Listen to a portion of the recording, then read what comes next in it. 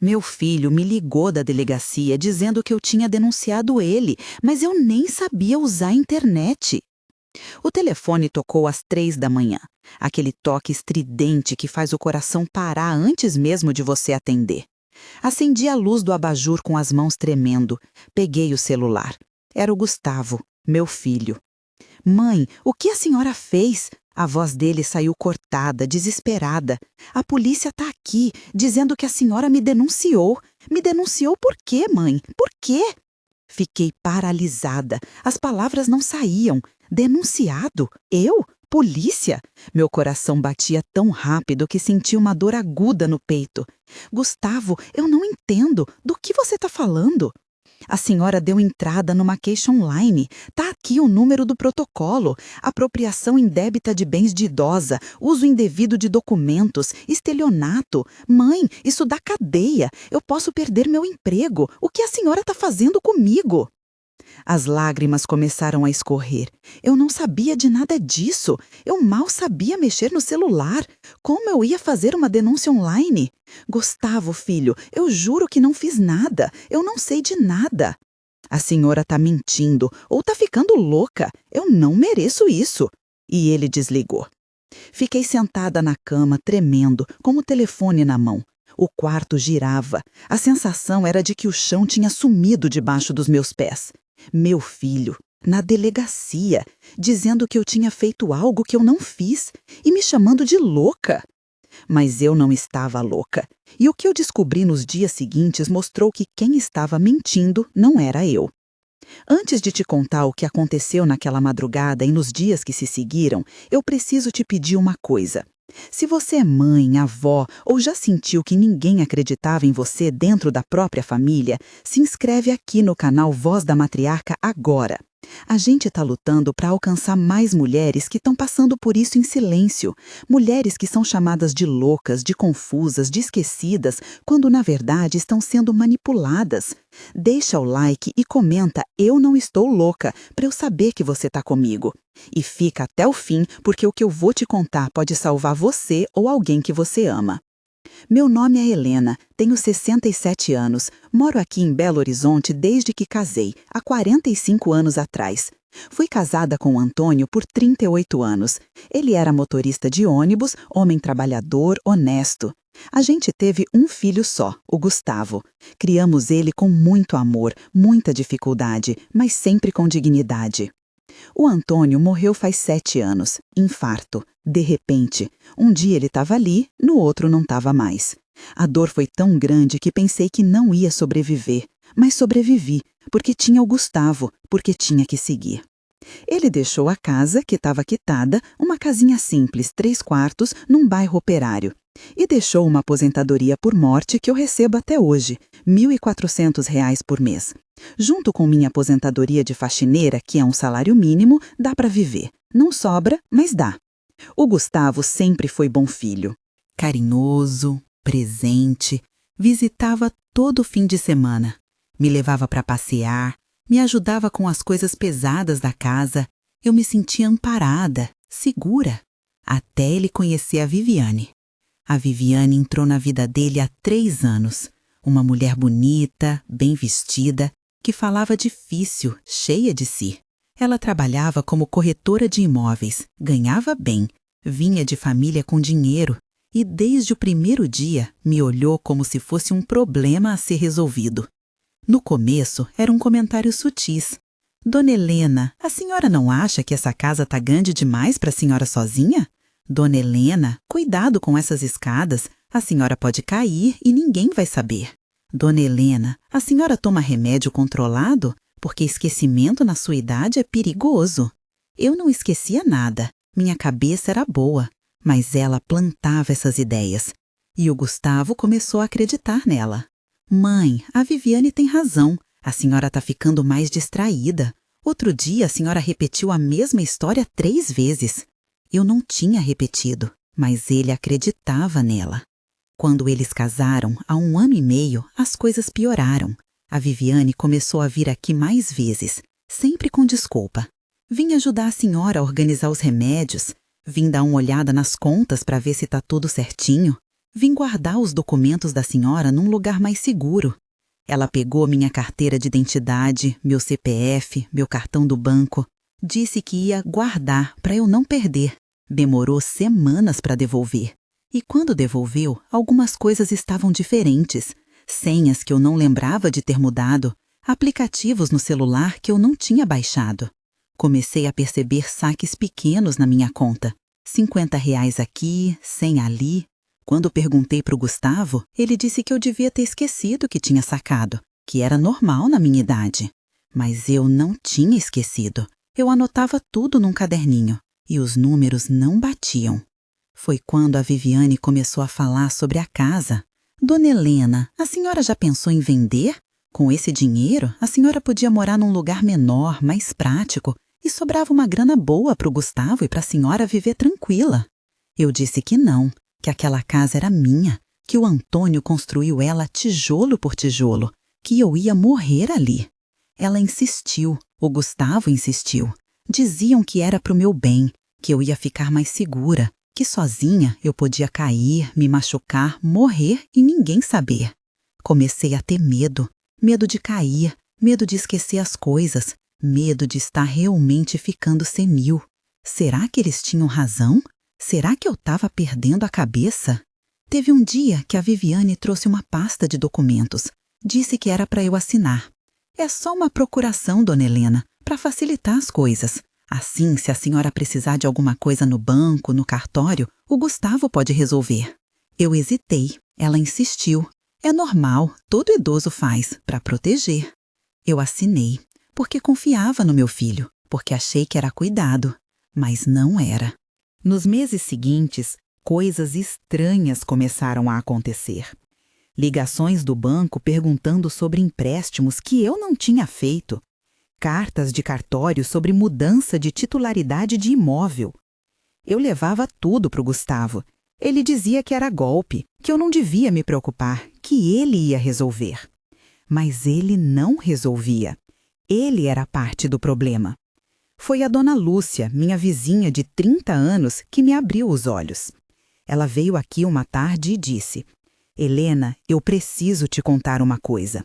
Ontem eu vi a Viviane saindo daqui com 2 caixas grandes. Levou para o carro dela. O que tinha naquelas caixas? Gelei. Eu não sei de caixa nenhuma. Ela franziu a testa. Helena, você deu a chave da casa para ela? Eu disse que tinha dado uma cópia, porque a Viviane disse que era para caso eu precisasse de ajuda e ninguém conseguisse entrar. A dona Lúcia balançou a cabeça. Helena, isso não tá certo. Você precisa de ajuda, ajuda de verdade. Foi ela que me levou na Defensoria Pública. Chegamos lá numa manhã de terça-feira. Fui atendida por uma advogada jovem, a doutora Paula. Contei tudo. Os saques, a procuração, as cartas estranhas, as caixas que sumiram. Ela me ouviu com atenção. No final disse: Dona Helena, a senhora pode estar sendo vítima de abuso financeiro e psicológico. A gente precisa investigar. Ela pediu que eu trouxesse todos os documentos que eu tinha. Extratos bancários, a procuração, as cartas. E pediu que eu não comentasse nada com o Gustavo ou a Viviane ainda. Juntei tudo, levei para ela. E ela começou a montar um dossiê. Pediu extratos completos dos últimos 2 anos, pediu registros de mudança de titularidade e descobriu uma sequência de coisas que me deixaram em choque. Tinham feito 3 empréstimos consignados no meu nome. Total de R$52 mil, dinheiro que eu nunca vi. Tinham tentado transferir a casa para o nome do Gustavo. Só não conseguiram porque precisava de uma assinatura reconhecida em cartório, presencialmente, e eu nunca fui. Tinham aberto conta em outro banco no meu nome. E tinham feito saques mensais da minha aposentadoria para essa conta. Era roubo, organizado, planejado, pelo meu próprio filho e pela mulher dele. A doutora Paula me explicou que, pela lei, isso era crime, apropriação indébita de bens de idosa, estelionato, falsificação de documento, e que eu tinha direito de fazer um boletim de ocorrência, que eu tinha direito de pedir medida protetiva, que eu podia processar. Mas eu não conseguia processar meu filho. Era meu filho, meu único filho. Foi quando ela me disse algo que mudou tudo. Dona Helena, a senhora acha que a Viviane fez isso sozinha? Ou a senhora acha que o Gustavo sabia? Eu quis acreditar que ele não sabia, que ele tinha sido enganado também. Mas no fundo eu sabia que ele sabia. Porque ele me chamava de confusa. Ele me chamava de esquecida. Ele facilitava para ela ter acesso a tudo. Dona Helena, a senhora tem duas opções. Faz a denúncia formal ou tenta conversar com eles e exige que devolvam tudo e se afastem. Mas eu te aviso, quem rouba uma vez, rouba de novo. Decidi fazer a denúncia. Com a ajuda da doutora Paula, dei entrada online numa queixa-crime, com todos os documentos anexados. Extratos, contratos, procuração, tudo. Foi essa denúncia que fez a polícia ir até a casa do Gustavo, às 3 da manhã. E foi por isso que ele me ligou, desesperado, acusando, dizendo que eu tinha enlouquecido. Se essa história tá mexendo com você, se inscreve aqui no canal Voz da Matriarca e compartilhe esse vídeo com uma mulher que você ama. Talvez ela esteja passando por algo assim e não tem coragem de falar. Deixa teu like e comenta de qual cidade você está assistindo. A gente precisa criar uma rede de proteção, porque informação salva vidas. No dia seguinte à ligação, o Gustavo apareceu aqui. Bateu na porta com força, entrou sem pedir licença. A Viviane veio junto, os dois furiosos. Mãe, a senhora enlouqueceu! A senhora me denunciou para a polícia! Eu estava sentada no sofá, firme, com a doutora Paula do meu lado, porque ela tinha vindo para garantir que eu ficasse segura. Gustavo, eu não enlouqueci. Eu abri os olhos. Mostrei os extratos, mostrei os empréstimos, mostrei as tentativas de transferência da casa. Isso aqui é o quê? Ele ficou branco. A Viviane tentou falar. Dona Helena, a senhora autorizou tudo isso. A senhora assinou a procuração. Procuração não é cheque em branco para vocês roubarem de mim. A doutora Paula se levantou. Senhor Gustavo, a senhora Helena tem todas as provas. Os empréstimos foram feitos sem consentimento dela. O dinheiro foi desviado. Isso é crime. A Defensoria já acionou o Ministério Público. E se vocês não devolverem tudo voluntariamente, o processo vai seguir e pode dar prisão. Gustavo começou a chorar. Mãe, a gente só queria ajudar. A gente ia investir esse dinheiro, ia render. Era pro bem da senhora. Mentira, eu disse com a voz firme. Vocês queriam minha casa, queriam meu dinheiro e me chamaram de louca para ninguém acreditar em mim quando eu descobrisse. A Viviane explodiu. A senhora é louca mesmo, velha ingrata. A gente cuidou da senhora e a senhora faz isso com a gente. A doutora Paula interveio. Senhora Viviane, a senhora tem 30 segundos para sair dessa casa, ou eu chamo a polícia agora. Eles saíram, mas antes o Gustavo me olhou com ódio, um olhar que eu nunca tinha visto, e disse: a senhora vai se arrepender disso. A senhora vai morrer sozinha. Não me arrependi. Nos meses seguintes, o processo avançou. O Ministério Público indiciou os dois. Apropriação indébita, estelionato, tentativa de fraude patrimonial. A Viviane foi presa preventivamente por 3 meses. O Gustavo respondeu em liberdade, mas com tornozeleira eletrônica. Parte do dinheiro foi recuperado. A casa continuou no meu nome. E foi feito um bloqueio judicial impedindo qualquer movimentação dos meus bens sem autorização de um curador nomeado pelo juiz. Esse curador era Dona Lúcia, minha vizinha, minha amiga, a única pessoa que acreditou em mim. Teve audiência, eu tive que olhar para o meu filho e depor contra ele. Foi uma das coisas mais difíceis que fiz na vida, mas era necessário, porque ele tinha escolhido roubar de mim, tinha escolhido me chamar de louca, tinha escolhido me trair.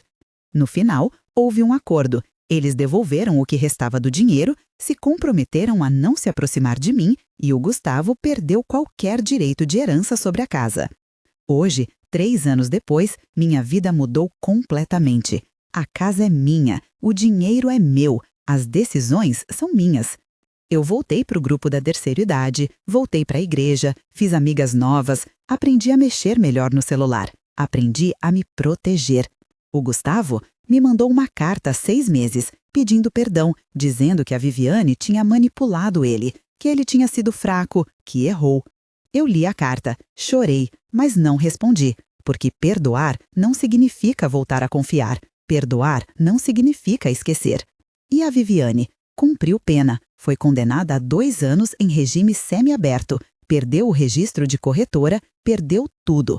E eu ganhei algo que eu achei que tinha perdido: minha dignidade, minha voz, minha força.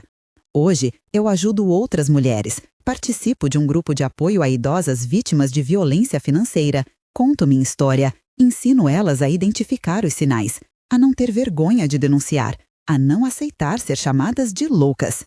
Porque eu não estava louca, eu estava sendo roubada, e existe uma diferença enorme entre essas duas coisas. Se você chegou até aqui, eu quero te agradecer e quero te pedir 3 coisas. Primeira, se inscreve no canal Voz da Matriarca. A gente está lutando para alcançar mais mulheres que precisam ouvir essas histórias. Segunda, deixa um comentário começando com "Eu mereço respeito" e completa com o que você quiser. E coloca a tua cidade e estado. Assim, a gente mostra que tem mulheres do Brasil inteiro que não aceitam mais ser silenciadas. Terceira, compartilha esse vídeo, manda para o grupo da família, manda para tua mãe, tua avó, tua tia, tua vizinha, porque informação protege e silêncio mata. Você não está louca, você está sendo manipulada e você merece justiça, você merece respeito, você merece viver com dignidade. E enquanto eu tiver voz, eu vou contar essas histórias, para que nenhuma mulher se sinta sozinha na hora de dizer chega.